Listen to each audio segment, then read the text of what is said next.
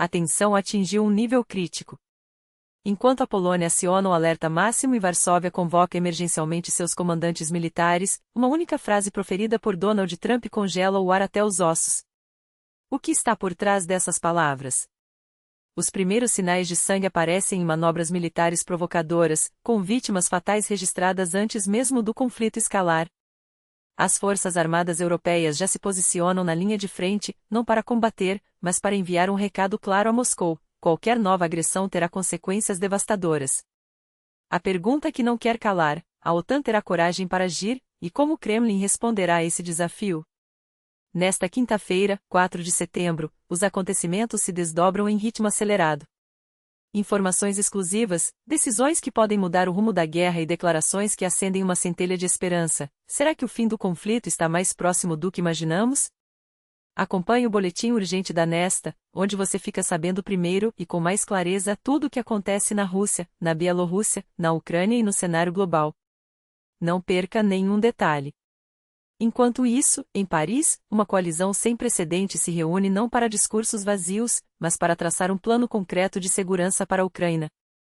Os principais líderes europeus estão lá, seja pessoalmente ou por videoconferência, e o ponto alto é uma chamada direta com Donald Trump. O roteiro do encontro é meticuloso. Pela manhã, negociações intensas, à tarde, a ligação com o presidente americano e, para fechar, uma coletiva de imprensa com anúncios que podem abalar o tabuleiro geopolítico. Macron e Starmer conduzem as discussões, com o apoio de figuras-chave como Ursula von der Leyen, Antônio Costa, Donald Tusk e Alexander Stubb. Até o secretário-geral da OTAN, Mark Rutte, está conectado. O que torna tudo diferente desta vez? A dinâmica da cooperação mudou. A Ucrânia não é mais apenas uma nação que pede ajuda, ela se tornou um pilar da segurança europeia, contendo a ameaça russa que assombra todo o continente. Zelensky já se encontrou com Macron, e fontes francesas revelam que as conversas vão além da defesa. Há um plano para aumentar a pressão das sanções sobre o Kremlin. Enquanto isso, a Alemanha ainda hesita. Mas os Estados Unidos, com Trump à frente, podem entrar de vez no jogo. A Europa mostra, pela primeira vez, um nível de comprometimento sem igual, porque a segurança da Ucrânia hoje é a segurança da Europa amanhã. Este summit pode ser o divisor de águas que todos esperavam. O velho continente não quer mais esperar, está na hora de formar uma frente unida contra a agressão russa. Resta uma dúvida crucial: será que essa estratégia vai surtir efeito? E você, o que acha? Sua opinião é fundamental. Deixe seu comentário abaixo. Mas as movimentações não param por aí. A Europa prepara um gesto ousado: enviar tropas para a Ucrânia, não para o fronte, mas como demonstração de força. França e Reino Unido lideram o movimento, seguidas pelas nações bálticas. Até os Estados Unidos, embora sem colocar soldados em solo ucraniano, não descartam fornecer cobertura aérea e inteligência estratégica. Há um detalhe, porém: a guerra ainda não acabou. Enquanto os diplomatas desenham cenários para o pós-conflito, como o congelamento das linhas de frente, a retomada do monitoramento por satélite e a reconstrução de um muro de aço ucraniano, uma questão persiste: quem vai garantir tudo isso? França e Reino Unido se prontificam, mas outros, como Alemanha, Canadá, Japão e Turquia, ainda titubeiam. A ideia é criar uma ilusão de paz onde ela não existe. A Europa parece dizer a Zelensky: se ceder território, não vamos apenas aceitar, vamos blindar sua posição para que Moscou não ouse avançar. Mas o Kremlin já deu sua resposta: nenhuma tropa estrangeira em solo ucraniano. Para eles, qualquer garantia de segurança é inaceitável, um pretexto para a OTAN se infiltrar. A Rússia não cederá, e sua posição é clara: vetar qualquer intervenção. Enquanto os políticos debatem números e estratégias, os militares já se preparam para agir. Uma das propostas em discussão, defendida pela primeira-ministra italiana Giorgia Meloni, é um sistema de garantias pessoais dos países ocidentais, uma espécie de mini-artigo 5 da OTAN. Outra alternativa é um pacto bilateral entre Estados Unidos e Ucrânia. O objetivo é único: mostrar a Moscou que o próximo passo não será contra Kiev, mas contra o Ocidente. A presença simbólica de tropas francesas em Kharkiv, por exemplo, pode ser o suficiente para fazer o Kremlin recuar. E a Casa Branca dá um recado direto: os Estados Unidos não vão reduzir suas tropas na Polônia. Pelo contrário, se Varsóvia pedir, Washington está pronto para aumentar o contingente. Trump foi categórico em seu encontro com o presidente polonês: a América apoiará a Polônia incondicionalmente. Atualmente, há cerca de 10 mil soldados americanos no país, e apesar de alguns ajustes logísticos, como a retirada parcial de pessoal da base de Jezionka, a mensagem é clara: não haverá recuo. Afinal, a Polônia é um aliado estratégico, e os Estados Unidos mantêm cerca de 37 mil militares na Alemanha, 13 mil na Itália e 10 mil na Polônia, todos custeados pelos países anfitriões. A Ucrânia é soberana. Se Kiev decidir receber forças internacionais para garantir sua paz, essa é uma escolha sua e ninguém, muito menos Putin, tem o direito de vetá-la. Chegou a hora de parar de superestimar o poder do Kremlin. Enquanto a diplomacia se move, os exércitos se preparam. O jogo mudou, e desta vez, a Europa não está brincando. A diferença entre a Europa que age e a que apenas observa está nos números e nas escolhas. Enquanto alguns hesitantemente calculam riscos, países como a Polônia já demonstram que segurança não é despesa, mas investimento estratégico. Os Estados Unidos gastam cerca de 15 mil dólares por soldado americano por ano em solo europeu. Não é um custo. É um seguro contra a guerra. Um seguro que paga dividendos em estabilidade, dissuasão e, acima de tudo, em vidas salvas. A Polônia não só entende isso como está pronta para ampliar essa presença. Não por submissão, mas por convicção. O presidente polonês, em sua primeira viagem ao exterior, deixou claro: a reunião com Trump não foi protocolar. Foi estratégica. A extensão da presença militar americana estava na mesa, e o convite para Trump visitar Varsóvia foi mais do que um gesto diplomático, foi um sinal. Um sinal de que a Europa Central não espera passivamente pelo próximo movimento de Moscou.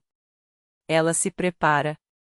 Enquanto isso, o Canadá desferiu um golpe preciso onde mais dói, no bolso do Kremlin. O novo teto para o petróleo russo, 47,60 dólares por barril, uma redução de 12%, não é apenas uma medida econômica. É uma declaração de guerra financeira. O mecanismo automático agora garante que o preço sempre ficará 15% abaixo do mercado, asfixiando a máquina de guerra de Putin. O ministro das Finanças canadense foi direto: o objetivo é limitar a capacidade da Rússia de financiar sua agressão contra a Ucrânia. Tradução: cada barril vendido será um barril a menos para bombardear Kiev. E não é só o Canadá. A União Europeia e o Reino Unido estão alinhados. As sanções não são temporárias. Não são simbólicas. São permanentes, implacáveis e projetadas para estrangular. A cada queda no preço do petróleo russo, a cada restrição adicional, o círculo se fecha mais. Putin fica com menos dinheiro, menos munição, menos opções. Quem ainda duvidava deve entender agora: o Ocidente não está apenas combatendo no campo de batalha. Está desmontando o império de Putin peça por peça, rublos por rublos. A Polônia sabe bem o que está em jogo. 2 vezes, em pleno ataque massivo da Rússia à Ucrânia, seu espaço aéreo foi violado. 2 vezes, a sombra da invasão pairou sobre Varsóvia. Mas, como deixou claro o general Kukula, chefe do Estado-Maior polonês, tudo estava sob nosso controle total. Não por acaso. Após o incidente de 20 de agosto, quando uma explosão em território polonês disparou alarmes em toda a Europa, as forças armadas polonesas aprenderam, ajustaram, fortaleceram. Dessa vez, a resposta foi imediata, coordenada, letal. Aeronaves polonesas e aliadas decolaram para interceptar a ameaça. O espaço aéreo foi blindado.